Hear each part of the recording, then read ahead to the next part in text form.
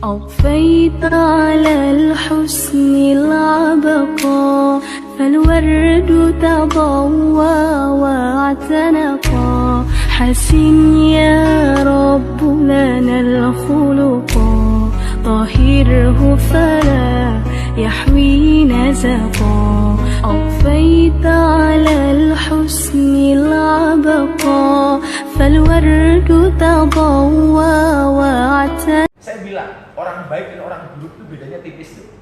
Apa bedanya? Sebaik-baiknya orang pernah berbuat buruk dan seburuk-buruknya orang pernah berbuat baik. Orang yang dianggap baik itu masih kepencet untuk bermaksiat. Makanya kalian yang dianggap bermaksiat harus kepencet untuk berbuat baik. Itu saja sebenarnya. Itu saja. Maka kehadiran saya tidak untuk menghakimi kalian. Biarkan cukuplah Allah sebagai hakim kita. Gak usah kita menghakimi orang lain. Saya paling tidak suka membicarakan kejelekan orang. Karena saya teringat betul ketika seseorang menertawakan kemaksiatan orang lain, bisa jadi Allah akan mengampuni orang yang bermaksiat itu karena ketidaktahuannya, dan Allah akan menghukum kita karena kesombongan kita. Saya nggak berani begitu lihat orang mabuk saya mengatakan, oh dasar pemabuk. Nggak bisa. Bisa jadi dia mabuk karena khilaf dan Allah mengampuni dosa-dosanya, sementara Allah akan menghukum saya karena kesombongan saya. Nggak boleh. Orang berbuat baik saja tidak boleh disombongkan, apalagi orang berbuat maksiat. Maka yang pengen saya sampaikan apa? Kenapa semua ini terjadi? Muaranya satu hari ini. Apa? Ekonomi. Ekonomi. Assalamualaikum warahmatullahi wabarakatuh.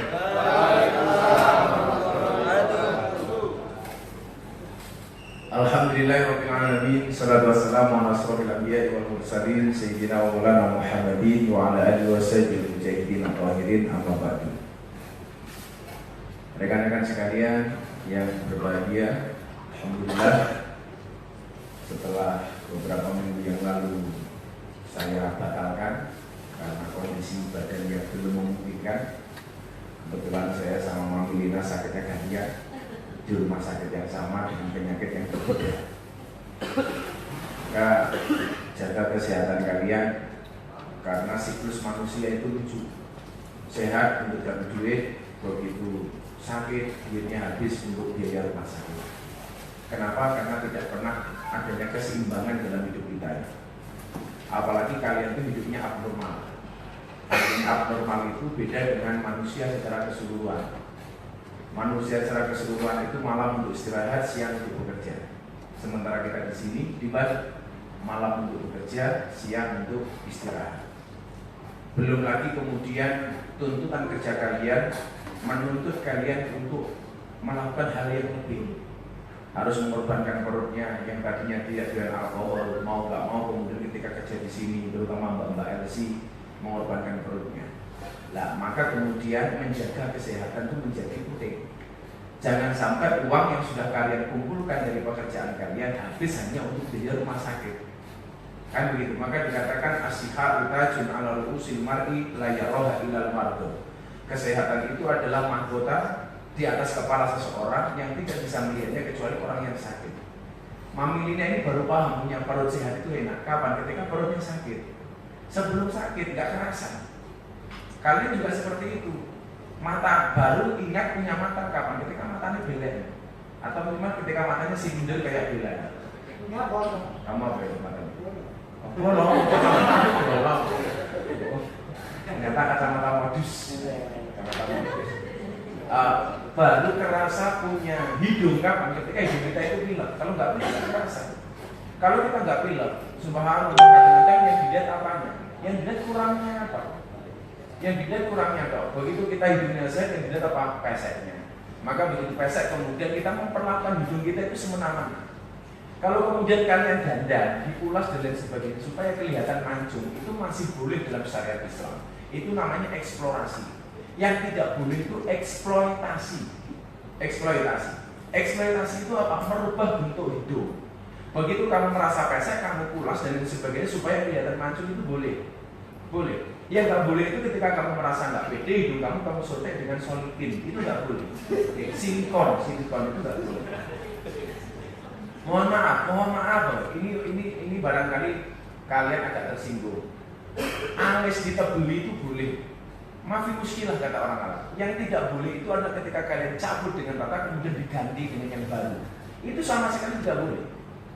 Kalau kemudian kalian merasa punya alis yang kurang bagus, kalian gambari di sini. Katakanlah mentang-mentang suaminya soundman kayak Mamat, istrinya di sini kayak Amir bentuknya. Boleh nggak? Bentuknya kayak Amir.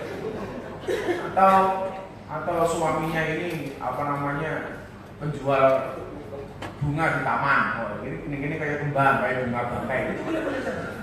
Yang tidak boleh itu adalah ketika ini kamu cabut sampai habis, kemudian diganti dengan hal yang baru. Itu namanya apa? Eksploitasi. Itu nggak boleh. Kalian bedaan, itu boleh saja, nggak ada masalah. Wajah perempuan kan cepat berganti, iya kan? Cepat berganti. Malam sampai di kafe mas, wow, begitu awan, ada seperti itu. Tapi mbok ya jangan kemudian kita atas nama kecantikan kita menghalalkan berbagai cara. Ini boleh kamu tambahi, boleh. Kemudian di sini kamu kasih eyeshadow, celah, itu ya boleh, nggak ada masalah. Sini sekali boleh. Tapi jangan kemudian dikerok sampai habis, kemudian digambari buntut kalau jengking itu nggak boleh. Atau kamu punya itu bahasa Indonesia apa? Bulu mata kamu sambung kayak Sandini itu boleh, nggak ada masalah, boleh saja. Yang kiri 1 cm, yang kanan 1 meter rumahnya. Ya boleh saja. Yang nggak boleh itu untuk merubah. Ini kamu kerok sampai habis, kamu cabut, kemudian kamu lukis atau sulam alis. Kalau sifatnya menebalkan yang sudah ada, itu boleh nih bermain, nggak ada masalah. Kemudian kamu punya gigi rumongso merongos, kamu pasangi kawat, boleh saja. Tapi saya nggak pernah membayangkan kalau punya istri cangkemnya kawatan. Tak ambung cangkemku soromong. Pakai trik dong. Oh pakai trik ya. Kalau enggak pengen punya kaki aku diajari. Jadi itu masih bilang hal yang wajar, boleh. Jadi kalau saya ditanya, boleh nggak bekelan? Boleh, nggak ada masalah. Boleh nggak kecat rambut? Boleh. Yang tidak boleh itu adalah ketika kamu besok sudah berubah, rambut kamu dicat menjadi warnanya putih. Itu nggak boleh, menjadi warnanya hitam. Jadi putih berubah menjadi hitam. Kalau dari putih dirubah menjadi merah, nggak ada masalah. Kayak Bella ini rambutnya putih, dibuin putih, blonde semua, itu nggak ada masalah. Atau kalian pengen gaul, umpamanya anak kafe pengen gaul yang di teras paling gaul. Oh, rambutnya dicat, sini merah, kuning, hijau, nggak masalah. Panggilannya Bang Ju itu nggak ada masalah. Boleh saja, tetapi jangan pernah merubah yang melebihi daripada itu. Karena apa? Kalian akan merasakan betapa nikmatnya itu adalah ketika sakit. Saya punya jamaah kawan-kawan, dia apa? Hidungnya ini disuntik silikon tadi itu. Apa yang terjadi? Naudzubillah min dzalik. Sepanjang tahun pilek nggak pernah berhenti. Gara-gara apa? Ada kesalahan ketika dia nyentik hidung. Yang tadinya dia pengen mancung ternyata apa? Naudzubillah min dzalik. Kena penyakit flu hampir tiap hari sepanjang tahun. Makanya saya selalu bilang, sudahlah pesek disyukuri saja. Kalau semuanya hidungnya masih menghadap ke bawah. Yang menjadi soal itu adalah sudah pesek menghadap ke atas. Wah, enak banget itu. Makanya di teras kafe udan. Wah, makanya tahan. Belum. Sebenarnya boleh-boleh saja. Ya jangan kemudian hanya kemudian kita gersuloh ya, menggerutu. Selalu bermasalah dengan bentuk fisik yang kita miliki. Saya ditanya hari ini, Gus, bagaimana dengan hukumnya sedot lemak? Saya tuh mau jawab, jadi bingung gitu. Jadi, saya bisa membuktikan saya dulu begitu gemuk, hari ini saya bisa kurus tidak dengan sedot lemak, tapi dengan cara yang natural. Kalau bahasanya Mas Jody Warnosetik itu NBS, Natural Body System.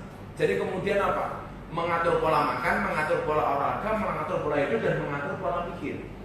Kan saya pernah bilang sama kalian, orang sakit itu biasanya disebabkan karena 4 perkara.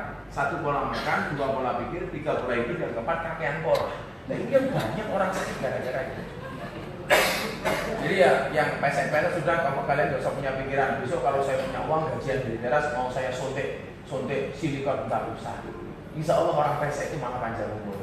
Kenapa? Karena ambekannya mirip. Iya kan? Itu langsung ngomongin dowo kayak Bella cepet mati itu matanya. Ambekannya boros. Kalau Bella kumpulnya gede-gede. Disyukuri saja. Alhamdulillah Rabbil Alamin, Mami Lina sudah sehat. Semuanya saya ucapkan mudah-mudahan sehat. Sehingga apa? Rezeki yang kita dapatkan dari teras kafe ini tidak hanya terbuang hanya untuk kesehatan. Caranya gimana? Pola hidup sehat. Mat, sekarang kamu turun berapa kilo, Mat? Masih nggak makan nasi kan? Masih? Oh, makan nasi nggak tahan juga kau. Turun berapa kilo kamu kemarin? 9 kilo berapa bulan? Oh, 3 bulan bisa 9 kilo. Saya dulu 3 bulan 20 kilo. Sekarang sudah berjalan 10 bulan lebih, stabil. Dari 101 kilo sekarang 73 kilo. Jadi turunnya hampir 29 kilo. Dan rasanya enak banget, mau lompat-lompat enak gitu, mau lari enak. Saya sekarang kalau nge-gym itu dari rumah Mas, dari pondok ke tajam, saya lari Mas. Saya lari. Jadi udah nggak perlu kardio lagi. Itu bagaimana kita menjaga kesehatan. Maka saya doakan sekali lagi mudah-mudahan semua yang hadir diberikan kesehatan oleh Allah Subhanahu wa taala sehingga nafkah yang kita hasilkan dari tempat kerja ini bisa bermanfaat baik untuk kita maupun anak dan keluarga kita di rumah. Amin Allahumma amin. Kawan-kawan sekalian yang saya muliakan, hari ini akan saya sampaikan satu cuplikan yang disampaikan oleh kitab hikam yang pengen saya sampaikan sedikit saja supaya kemudian kalian bisa memahami makna kehidupan yang sebenarnya. Kalian lihat hari ini, mohon maaf banget, tanda-tanda akhir zaman begitu kelihatan. Jazirah Arab yang dikatakan Rasulullah 1400 tahun yang lalu akan kebanjiran, dan ternyata sekarang Jeddah dan kota-kota di Arab banyak yang kebanjiran. Padahal Rasulullah mengatakan itu adalah tanda-tanda akhir zaman. Belum lagi kemudian penyakit-penyakit yang dulu dikatakan akan datang pada hari kiamat, di mana banyak perempuan yang menyerupai laki-laki dan laki-laki tidak menyerupai perempuan. Saya tidak ngomong bela, saya tidak ngomong suspek dan kawan-kawan. Ini saya cuma mengatakan ini hadisnya Rasulullah Muhammad SAW. Kalau kemudian kalian memilih jalan itu urusan kalian, bukan urusan saya. Saya hanya sekedar menyampaikan. Jadi bilang nggak usah tersinggung sama saya, Cin, nggak usah tersinggung. Kalau kamu mau melakukan seperti itu, monggo, itu urusan bila. Tapi besok saya bingung kalau bila mati saya harus melayani. Saya manggilnya dia apa? Kalau laki-laki mati almarhum, perempuan mati almarhumah. Ayo bila mati aluminium. Apa Bel? Bibi kau? Bibi. Bibi. Artinya yang saya sampaikan adalah bahwa dunia ini sudah tua. Bahwa dunia ini sudah tua. Kamu hari ini mau menjadi apa itu nggak ada urusan bagi saya, nggak ada urusan bagi saya. Saya secara pribadi benci dengan sifat LGBT, tapi saya tidak bisa memberi bela, saya tidak bisa memberi susmek karena itu pilihan Anda. Jadi jangan kemudian saya mengatakan, wah Gus Miftah sengit sama saya, enggak. Saya nggak pernah sengit dengan orang. Yang saya benci adalah karakternya. Tadi di Facebook ini yang sekarang kita live ini, saya bilang orang baik dan orang buruk itu bedanya tipis loh. Apa bedanya? Sebaik-baiknya orang pernah berbuat buruk dan seburuk-buruknya orang pernah berbuat baik. Orang yang dianggap baik itu masih kepencet untuk bermaksiat. Makanya kalian yang dianggap bermaksiat harus kepencet untuk berbuat baik. Itu saja sebenarnya.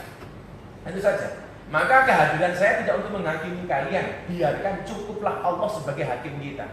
Gak usah kita menghakimi orang lain. Saya paling tidak suka membicarakan kejelekan orang. Karena saya teringat betul ketika seseorang menertawakan kemaksiatan orang lain, bisa jadi Allah akan mengampuni orang yang bermaksiat itu karena ketidaktahuannya, dan Allah akan menghukum kita karena kesombongan kita. Saya nggak berani. Saya nggak berani begitu lihat orang mabuk saya mengatakan, oh dasar pemabuk. Nggak bisa. Bisa jadi dia mabuk karena khilaf dan Allah mengampuni dosa-dosanya, sementara Allah akan menghukum saya karena kesombongan saya. Nggak boleh. Orang berbuat baik saja tidak boleh disombongkan, apalagi orang berbuat maksiat. Maka yang pengen saya sampaikan apa? Kenapa semua ini terjadi? Muaranya satu hari ini. Apa? Ekonomi. Ekonomi. Saya kemarin ngaji di Sarkem. Kenapa Anda kerja di Sarkem? Apa muaranya? Ekonomi. Alasannya ekonomi. Maka benar dikatakan kadal fakru ayyakuna kufron. Seolah-olah kefakiran itu menjatuhkan kita kepada kekufuran. Makanya kemudian apa?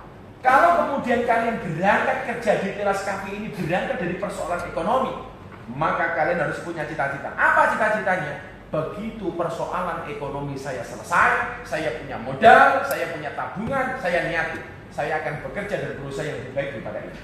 Kalau kemudian itu tidak pernah kalian niatkan, saya yakin duitmu nggak pernah ngumpul, duitmu akan hilang, maka kemudian muncullah istilah uang setan dimakan iblis. Padahal dari awal saya tidak setuju dengan bahasa ini. Dari awal saya pengajian di Tira sudah 10-12 tahun yang lalu Mas Ajis ya. Saya nggak setuju dengan istilah uang setan dimakan iblis. Karena apa? Tidak ada istilah uang setan dimakan iblis. Yang ada itu adalah yang pegang uang itulah yang kayak setan, yang kayak iblis.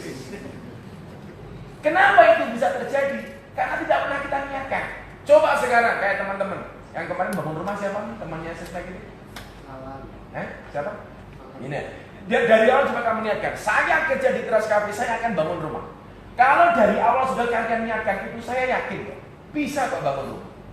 Saya akan kerja di Teras Cafe, setelah punya modal saya akan buat warung. Saya yakin kok minimal geprek. Bisa kok nyata. Itu kalau kita niatkan dari awal. Tetapi kalau dari awal tidak pernah kita rencanakan, ya mohon maaf, uangmu akan terbuang sia-sia. Kita bendino kerja sebulan gajian ping-pindo, dapat tips setiap malam dari tamu, tapi begitu akhir bulan kita hitung-hitungan tidak ada uang pun yang tersisa. Karena apa? Sudah salah niat. Maka dikatakan husnul takbir nisful ma'isah. Bagus perencanaan itu merupakan separuh dari kehidupan. Maka kalian rencanakan dong. Mulai malam hari ini saya katakan innamal a'malu binniyat. Wahai Tuhan, saya akan mengumpulkan modal. Setelah modal itu ada, saya akan keluar dari Teras Cafe. Saya bilang sama Babe Tuning yang sekarang di Jepang. Saya bilang, B, kalau ada karyawan Babe sukses punya modal dari Teras, kemudian keluar dari Teras, dia meninggalkan Teras, tidak lagi menjadi karyawan Teras, apakah Babe ikhlas? Ya ikhlas, Gus. Itu kebanggaan bagi saya. Toh mereka keluar juga ada orang lain yang mau bekerja di Teras Cafe. Yang menjadi persoalan apa? Kita itu terjebak dengan kemapanan, tak kadang. Terjebak dengan kemapanan. Karena merasa cari uang gampang, gajian tiap bulan, tiap malam dapat. Kemudian apa? Kita foya-foya. Tanpa pernah mikir tabungan. Dan yang paling celaka apa? Ini yang paling saya benci dari dulu. Begitu banyak kawan-kawan kita yang lupa dengan niatan awalnya. Saya kuliah kesulitan biaya, maka saya kerja di Teras Cafe. Tujuannya apa? Setelah saya dapat uang, saya akan melanjutkan kuliah saya. Yang terjadi apa? Begitu terjebak dengan kemapanan di Teras Cafe, dia lanjutkan kerjanya di Teras Cafe, melupakan kuliahnya. Sehingga apa? Kuliahnya tidak selesai. Satu. Saya kerja di Teras Cafe, tujuannya apa? Tujuannya untuk membiayai anak saya sekolah. Tujuannya untuk membahagiakan orang tua. Begitu dapat duit, lupa dengan orang tua, lupa dengan anaknya. Wong tua kan ngopeni anakmu sementara tidak pernah kamu kirim uang. Itu artinya apa? Kita lupa dengan niatan awal. Maka Rasulullah mengatakan, barang siapa berhijrah karena Allah, maka dia akan mendapatkan Allah dan Rasulnya. Tapi barang siapa berhijrah untuk dunia, dia hanya untuk dunia. Loh, aku kejar Teras urusan dunia, Gus. Kalau kemudian kamu niati, saya elek kamu di Teras Cafe, saya bekerja di sini, tujuannya apa? Untuk ngopeni orang tua saya di rumah. Kalau itu kamu lakukan, biarkan Allah yang menilai. Gak usah urusan dengan cangkemnya manusia. Jenenge cangkem. Kalian tahu cangkem itu apa? Cangkem itu kan satu kesatuan dari tenggorokan, lidah, dua bibir dan gigi. Kenapa dikatakan cangkem? Dicincang supaya mingkem. Sing ora iso mingkem ku jenenge cangkeman. Ya kan rumus kimia nih CO2T. Cocok. Sing ora iso meneng jenenge cocotan. Kan begitu. Yang kemudian menjadi persoalan apa kawan-kawan yang saya cintai? Yang saya cintai. Ini jarang saya sampaikannya. Malam ini saya sampaikan kepada kalian. Dalam kitab Hikam itu disebutkan begini. Ijtihaduka fima duminalaka wa taksiruka fima tuliba minka dalilun alam timasil basiroti minka. Ini artinya apa? Artinya begini. Kesungguhanmu terhadap apa yang telah dijamin oleh Allah untukmu dan kelalaianmu terhadap apa yang Allah tuntut darimu itu merupakan bukti bahwa hilangnya mata hati dari dalam diri kita. Terjemah gampangnya begini. Saya mau tanya, rezeki manusia dan rezeki hewan, rezeki makhluk di muka bumi ini sudah dijamin oleh Allah apa belum? Dijamin. Termasuk kita apa enggak? Iya. Rezeki yang sudah dijamin oleh Allah, dalam semua agama mengajarkan bahwa rezeki itu dijamin oleh Tuhan. Rezeki yang sudah dijaminkan oleh Tuhan, kita kejar mati-matian. Siang untuk malam, malam untuk siang, pagi untuk sore, sore untuk malam, sore untuk pagi. Banting tulang, peras keringat, bahkan bercucurkan air mata dan darah sekalipun. Padahal rezeki itu sudah dijamin oleh Allah. Sementara surga yang belum ada jaminan bagi kita, tidak pernah kita usahakan. Orang munafik apa itu? Orang rusak kita. Mangan mungkin dijatah kalau Gusti Allah. Kita kejar kok. Tetapi apa yang terjadi? Surga yang belum pernah dijaminkan untuk kita. Orang sing jamin awake dhewe mlebu surga, ora tau dikejar. Makanya kalau saya kudunya imbang dong. Silakan kamu kerja di sini, silakan kamu ngerem dengan tamu, silakan itu minum urusan mulut-mulut kamu sendiri. Tapi jangan pernah kemudian kamu melupakan janji Tuhan terhadap akhirat. Kudunya ngono. Sudah saya lihat di malam hari ini saya mau ngomong keras. Karena apa? Kita itu terlalu menyepelekan gitu. Akhirnya apa? Duit gak pernah ngumpul. Keluar dari teras kafe ya akhirnya belum punya modal. Akhirnya apa? Kita lontang-lantung lagi. Maka yang terjadi apa? Tanya Mas Adi sama Mama Melina. Begitu keluar dari teras, masuk lagi, keluar lagi, masuk lagi. Kenapa? Karena tidak adanya uang dan modal yang kita dapatkan gara-gara kerja di teras. Menunggu sih disalahke iblis. Wah, mang duit asu kok iki lho ora iso. Sing asu yo kelakuanmu ya.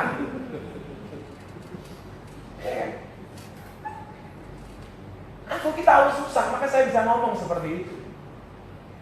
Saya ingat betul dulu ketika kita ngaji di ruangan Mas ya, di room itu. Saya ingat betul naik motor Vario biru waktu itu. Mau masuk ke sini dalam keadaan kehujanan. Saya tuh mikir waktu itu, wah bocah-bocah teras kayak kena banget. Kayak gajian, mempotit dan sebagainya. Sementara saya penghasilan mata uang Jepang, yen. Iya kan, yen ana sing nyangoni yo mangan yen ora yo ora, sakit banget lah.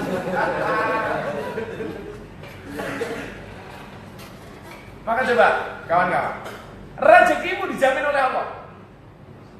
Maka hari ini kamu yang belum berani menikah gara-gara merasa gajinya cuma sedikit, salah. Berarti kamu meragukan dengan janji Tuhan. Wene, saya ora rabi ngaco, tak dungak ketak mene sarang. Saya ora ngaji ngaco, sing lanang. Saya urung rabi. Aku ora takon sing urung kawin. Sing urung rabi. Sing urung rabi.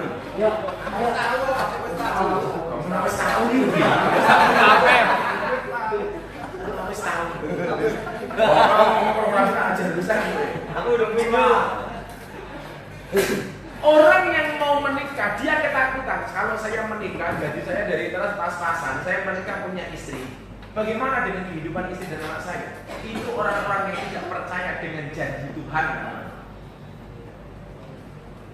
Aku kan dulu menikah, itu ditolak sama calon mertua saya. Orang-orang itu, gara-gara saya belum selesai kuliah, saya belum punya pekerjaan. Calon mertua saya bilang apa? Anda kerja? Belum. Sudah punya pekerjaan? Belum. Kuliah sudah selesai? Belum. Apa dia bilang? Lah kowe iki rong kerja. Arep rabi, anak bojomu mau pakani apa? Saya tersinggung. Langsung saya bilang, "Hei Bapak calon mertua, rungokno kuping." Andel para rokok, Bro.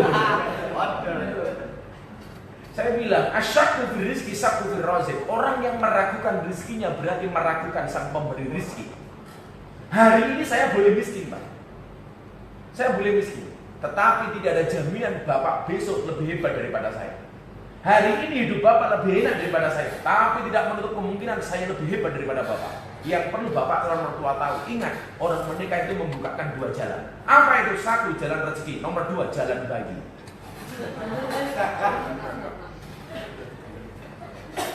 Akhirnya apa, Bu? Saya menikah waktu itu cuma punya motor Suprafit. Saya ini orang Suprafit apa ya? Suprafit tahun 2004, takdol Mas, tahun 2005. Laku 7 juta. Modal untuk menikah. Oh keren banget tuh. Motor Suprafit tak idol motor sing iso ngentut. Wah,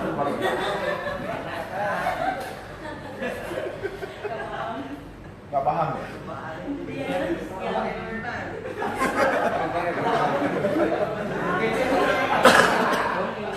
Saya namanya Bella sayang. Kamu punya niat menikah? Oh, aku saya bilang niat ada enggak? Besok saya mau menikah. Nikahnya kamu? Hah? Insya Allah enggak? Yang bener weh. Oh, aku udah perempuan. Oh. Nama itulah ya. Oh, nama itu mah.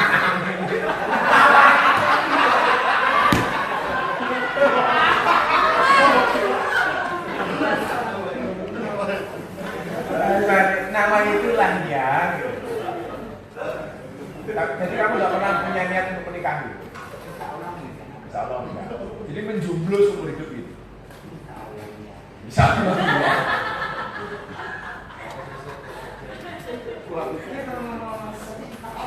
Insya Allah. Solehkan sekali kamu deh. keren bahasanya. Nawaitunya. Oh, keren banget tadi. Pesantren mana? Jadi kampung mah. Oh, apa? Kamu pernah di pondok? Iya kan? Pondok Sekuran. Iya kan?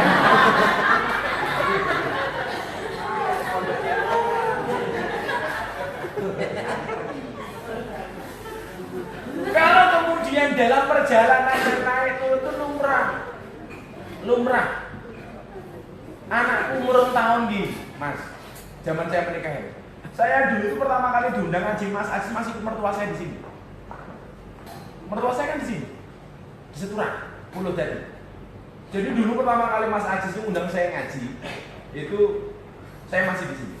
Saya masih di mertua, kelas ugi mau 5. Macam-macam mangan melu mertua. Beneran, mau 5. Sampai akhirnya kemudian saya bersabar dikasih M10 kok. Macam-macam mangan melu mertua mering-mering menantu meneng mawon. Oh, ora ragen kok sambat. Akhirnya karena saya nggak sambat jadi M15.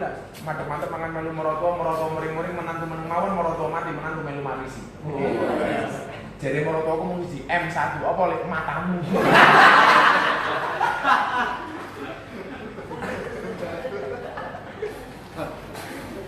Kamu salah. Ketika kamu kemudian pengen menikah, gara-gara gaji kamu pas-pasan dari teras kafe, kamu gak berani menikah. Ini lanang model apa? Kalau kemudian perempuan kamu nikahin nunggu kamu mapan, jangan kamu nikahi. Saya ulangi. Kalau ada wanita yang pengen menikah kamu karena kamu sudah mapan, jangan kamu nikahi. Ini berarti apa yang dorong kosongnya begitu besok kamu jatuh habis. Ini lah iso ki merangkak bareng-bareng kayak Mama Lina sama Mas Aziz kan bareng-bareng dari awal dari nol. Beneran. Buat apa no? Mas Aziz sama saya itu punya mobil duluan Mas Aziz. Saya pernah pinjam mobilnya Mas Aziz. Bener gak Mas Aziz? Iya, saya mau ngaji ke Bantul pinjam mobilnya Mas Aziz. Dan saya tahu mereka juga mulai dari nol. Makanya kawan-kawan laki-laki, kalau kemudian ketemu cewek, pengen dinikah ketika kamu sudah mapan, jangan kamu nikahin. Kalau kamu pengen berangkat dari nol, menikahlah dengan pegawai SPBU. Dimulai dari nol ya.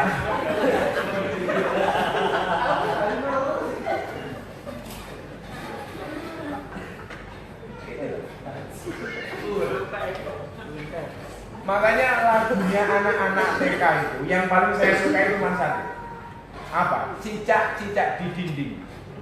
Diam-diam merayap, datang seekor nyamuk, hap lalu ditangkap. Coba kamu lihat. Rezeki kalian sebagai karyawan teras kafe sama nyamuk itu gampang mana? Gampang kalian. Nyamuk itu rezekinya, mohon maaf. Apa namanya? Cecak itu rezekinya nunggu nyamuk yang terbang.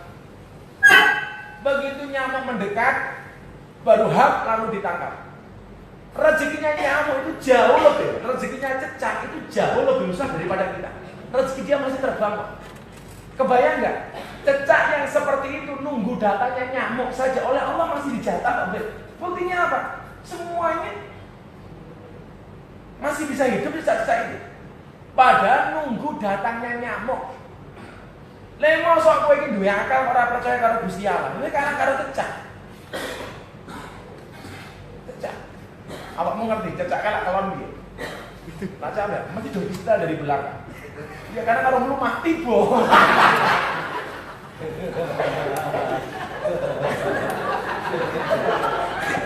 Jadi masa cecak kelon mlumah jadi gua akan dutan.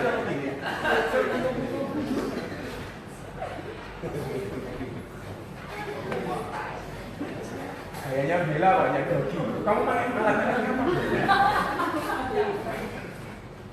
Makanya ketika kemudian ujian-ujian itu datang, itulah bagaimana kemudian cara Allah mendewasakan kita dengan rasa sabar. Aku gile tak kandani. Anakku umur 2 tahun, kok susah ra kuat tak kandani. Nangis. Tonggone punya hajat kita nggak kuat nyumbang, wis diloke karo maratuwa, nyumbang ra kuat. Anak kehabisan susu nggak kuat beli. Oh sekarang anaknya Mami Lina sama Aziz keren, mangannya salmon. Wah, dipakan tongkolnya langsung gatel, gaya banget. Gaya banget. Seperti anaknya wong menang, luar biasa. Mangannya salmon, mobilnya mau rinagara gelem. Wah, gelem sing luwe larang. Dulu anak saya itu umur 2 tahun saya dapat beli susu. Ya aja. Sampai akhirnya setiap malam saya rebutan susu dengan anak saya. Maka kemudian yang perlu kalian pahami adalah begitu besok di akhirat manusia itu dibagi dalam dua kategori. Nih, kalian ingat-ingat supaya kalian yang merasa punya uang jangan merasa sombong, yang merasa miskin, yang merasa susah jangan merasa sedih. Besok begitu orang itu dihisab di hadapan Allah, kita akan terbagi dalam dua golongan. Yang pertama namanya ahlul musibah, yang kedua namanya ahlul afiyah. Kalian ingat-ingat. Ingat-ingat. Siapa itu ahlul musibah? Begitu masuk akhirat, Allah mengatakan kepada malaikat, malaikat tolong dihisab. Siapa Tuhan? Ahlul afiyah atau ahlul musibah dulu? Ahlul musibah dulu. Begitu ahlul musibah ini dihisab oleh malaikat, malaikat matur sama Tuhan, Tuhan dosanya wis entek, tinggal sedikit saja. Kenapa? Karena ahlul musibah ini begitu bersabar ketika kamu berikan ujian di dunia. Jadi ahlul musibah itu siapa? Orang yang diberikan kesusahan ketika di dunia oleh Allah dan dia mau bersabar. Itulah ahlul musibah. Wancine bayar sekolah, delalakan duit, arep bayar kontrakan kos, delalah rong gajian, mulih kan duit malah mobil ditabrak uang, ning dalan malah serempetan dan lain sebagainya. Wancine susah malah kemudian di PHP sama tamu. Ya kan? Kon mabuk bono ora ditip. Tamune reseh, keleke mambu, untune gadulan, wes macam-macam itu. Itu pokoknya ahlul musibah. Itu ahlul musibah. Kalau kemudian kalian mendapatkan seperti itu, gak usah marah. Karena apa? Begitu kita bersabar, hisab kita besok di hadapan Allah itu enteng. Karena apa? Sudah dihabiskan telangsamu ketika di dunia. Maka di akhirat kamu tinggal mendapatkan enaknya saja. Jadi hari ini kamu yang merasa diuji oleh Allah dalam hal ekonomi seperti itu, kowe wis kerjane gini, jangan kemudian ditambah lagi dengan cara-cara mencari rezeki yang tidak semestinya. Kowe kerjane kene wis menurut wong iki wis dosa, aja kok tambahi dosa, ngapusi manajemen apa ana wong bayar tagihan bil sudah dibayar tidak kamu masukkan ke perusahaan. Bila berarti apa nambahi dosa ta jenenge? Karena ketidakjujuran kalian. Nah, orang-orang yang ketika dikasih cobaan, ujian oleh Allah itu bisa bersabar, itulah yang namanya ahlul musibah. Wong ahlul musibah ini sesuk hisabe cepet. Soalnya apa wis ra duwe apa-apa kok. Akhirnya Tuhan mengatakan, malaikat dia juga punya apa-apa. Iya. Jadi kok yang mau ki dan ahlul musibah kamu hari ini.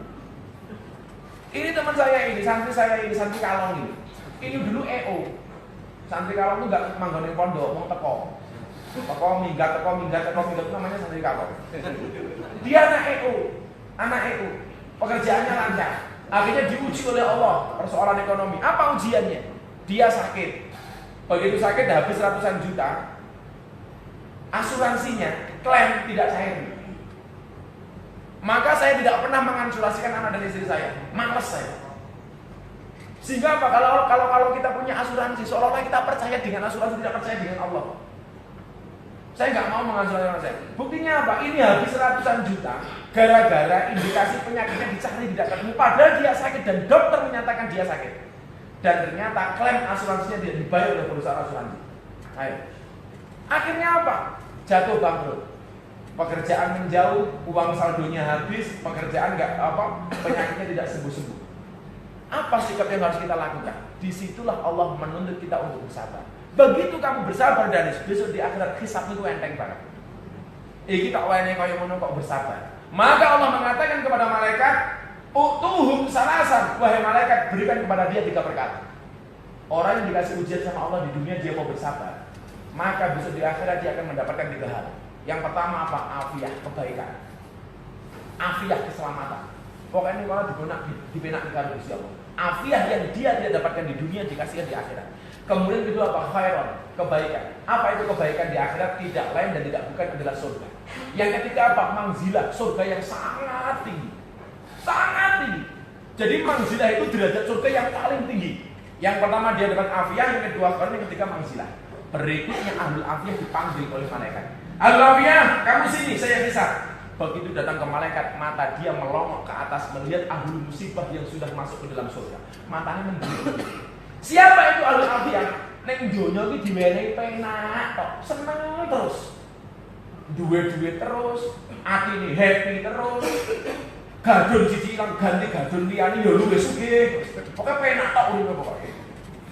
Sukyana tok. Ora ono susahe blas pokoke. Kantong ya duit tok. Tase ya anyar terus, ngemol ya mendino kelakon. Pokoke ora tau susah itu. Begitu bisa dia dikisah oleh Allah, dia iri dengan ahlul musibah tadi. Matanya mendelik ini. Kemudian dia mengatakan kepada Tuhan, Tuhan, kalau seandainya saya tahu nikmat yang kamu berikan kepada ahlul musibah seperti itu nikmatnya, kembalikan aku ke dunia Tuhan. Jangan kau kasih aku kenikmatan sedikit pun di dunia. Kasih aku musibah, kasih aku cobaan, bahkan potong-potong dagingku Tuhan, supaya aku merasakan sakit, tapi aku mendapatkan nikmat surga yang seperti itu. Artinya apa? Kalau hari ini kemudian kamu bergelimang harta, mohon maaf, hati-hati. Kamu ahlul afiyah, belum tentu kemudian di akhirnya kamu dahuluan masuk surga daripada ahlul musibah. Jadi kamu jangan yang merasa tidak punya uang, jangan kamu merasa orang yang paling hina sedunia.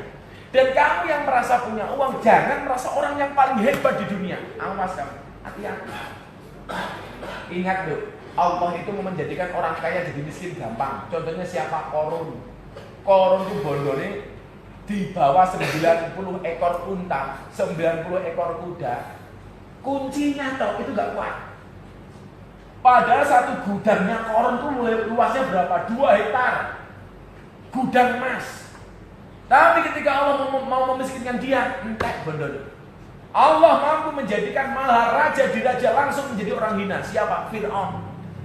Fir'aun itu mohon maaf, ana rabbukumul a'la, aku adalah Tuhanmu yang paling tinggi. Soalnya apa? Fir'aun kira tahu loro tak kandhani. Enggak pernah susah, seneng terus. Duwe-duwe terus enggak pernah punya utang. Kudanan sing pilek orang Fir'aun kudane. Mampu banget. Nah, itu Fir'aun. Mangan sambel sing mules ora wetenge, Bro. Sambele. Nabrak tiang listrik sing ora, tiang listrik iki kok ngomong bener. Wis Setia Novanto to. Ndak sing mentol sing ora bakpone. Ternyata apa? Hina di hadapan Allah. Maka hari ini kalau ada karyawan teras kafe ini, kadang-kadang gajian, kadang-kadang cashbon, kadang-kadang punya uang, kadang-kadang tidak, kadang-kadang seneng, kadang-kadang susah, lumrah dud. Soalnya apa? Awak manusia biasa. Kalau ada karyawan teras kafe seneng terus, gak pernah susah, duit-duit terus, gak pernah punya utang, saya malah curiga. Jangan-jangan putune Fir'aun. Milih kadang-kadang diwene loro kayak Mami Lina, kadang-kadang diwene loro kayak Gus Miftah, kadang-kadang diwene seneng. Orang mungkin kayak Bella itu seneng terus, orang mungkin. Orang mungkin, nah Bel, kamu pernah susah nggak? Susah kalau nggak ada duit. Kalau punya duit pasti menjamin kebahagiaan deh. Enggak sih. Danis mau menikah dengan dia. Iya. Oh, sadar.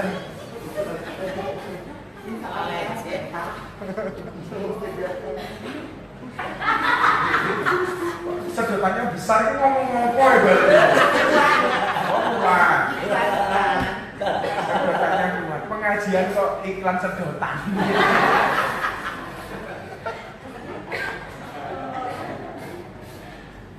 Ahlul afiyah, ahlul musibah. Makanya hari ini kalian yang merasa di dunia dikasih kemudahan-kemudahan oleh Allah, jangan sombong. Yang saya heran begini Mas Aziz, ini sebagai closing kita malam hari. Orang itu kalau hebat, kalau duitnya banyak, kalau dia kaya sukses dia mengatakan aku cah kerja. Gila kan? Begitu dia punya uang mengatakan, oh lumrah tuh duit aku cah kerja. Lagu Nene La Karisma, aku cah kerja. Begitu susah mengatakan apa? Takbir, bajingan kan?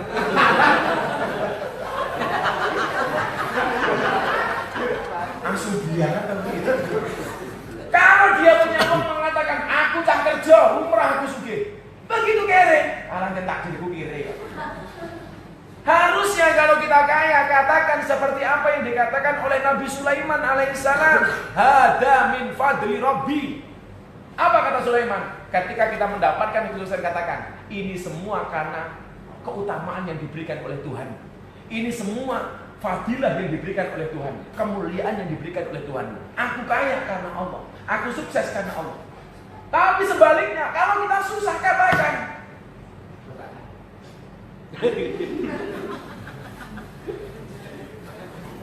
Kalau kita menderita, kalau kita susah, jangan katakan itu takdir. Barangkali ini salah saya. Kan begitu bro. Lo susah ngomong takdir, sukses kok ngomong aku. Iki lo aku. Gak boleh seperti itu. Gak boleh. Hidup itu kadang-kadang pilihan, tapi hidup itu kadang-kadang kenyataan. Kenyataan. Contoh pilihan, hari ini kamu mau minum apa itu pilihan kamu. Mau minum A atau B itu pilihan kamu. Tapi juga kadang-kadang ada kenyataan yang harus kita terima. Tapi apapun itu jangan pernah melupakan campur tangan Tuhan. Ngono loh. Dilem karo Mas Ajis, wah marketing luar biasa ini. Wah, bulan ini luar biasa. Jawab, hada min fadli rabbi. Semua karena Allah Mas Ajis. Ngono. Orang kok wah marketing top aku. Aku. Tak boleh seperti itu. Makanya kawan-kawan, saya ulangi sekali lagi sebagai penutup, rezeki yang sudah dijaminkan oleh Tuhan masih kita kejar mati-matian. Sementara surga yang belum dijamin oleh Tuhan tidak pernah kita usahakan secara mati-matian. Rezeki yang sudah pasti kita kejar secara maksimal, tetapi surga yang belum pasti tidak pernah kita kejar secara maksimal. Iya. Urip maksiat tok, ra gelem ibadah, ra gelem salat, kok pengine mlebu surga. Pertanyaanku, malaikat mau amplopi piro?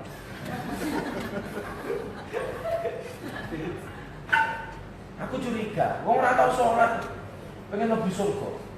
Apa duwe kancan jero? Iya. Aku ora kuat tuku tiket ning Teras Cafe ono event regane tiket 100.000. Aku iso mlebu soalnya apa? Aku duwe kancan jero Mas Ajis. Lah, padake surga kok padake Teras Cafe yang mana?